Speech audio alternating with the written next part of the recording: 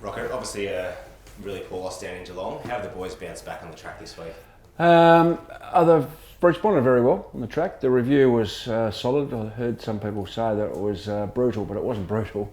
The pleasing thing with the review is that the leaders were able to take that. They were able to challenge each other, the players. So that was probably our best review we've had.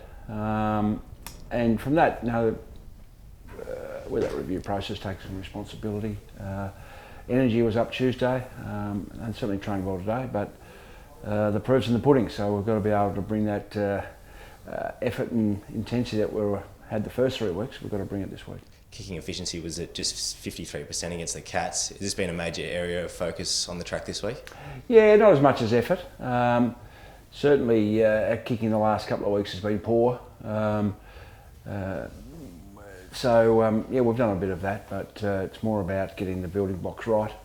So we've got to get our priorities right, and it's about our effort and pressure on the opposition.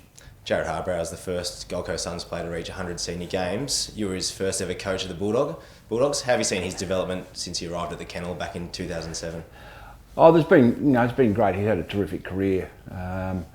He's as a young lad coming into the Bulldogs, started as a forward pocket, but eventually made his name as a back pocket and was a really popular team member. Even at a young age, was sort of a leader amongst the Indigenous boys had at the club. And obviously he wanted to be closer to home, coming here to the Suns. But he was struck by injury a bit last year, but he started the season off well this year. He's been a little bit down the last couple of weeks, but he's got a lot of pride in his performance. He's got great character. He's really one of the leaders around the club and has been for a while. So hopefully for his sake, being the first, this is a great milestone, and hopefully we get the right result. Darcy McPherson makes his AFL debut this week, and he's going to bring the effort and the pressure. What are your expectations on him? Yeah, just that. I think spoke to him when it was announced there was going to be in the team, that just to play to his assets.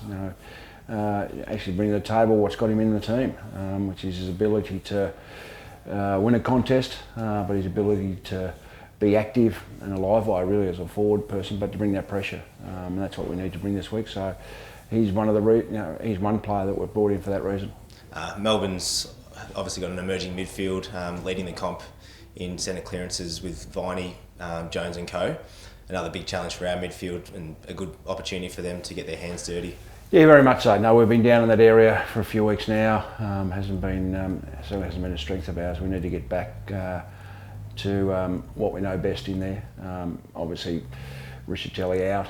Our midfield's got a few players out who are good in that area. But it's a big job for Dan Curry too on Max Gawn. Max Gawn really gives them first look at the ball. So we've got to at least neutralise that in there and make it a 50-50 contest. Jesse Hogan kicked 7 in a losing side last week. Will it take a big collective effort by an undermanned back six to negate him as well?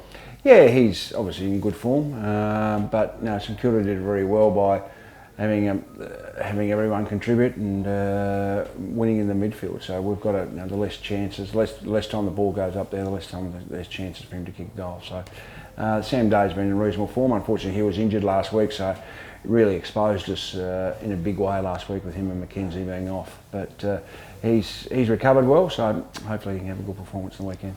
Some people are starting to write us off, but a win this week will take us back to 4-3, and the season's obviously far from over.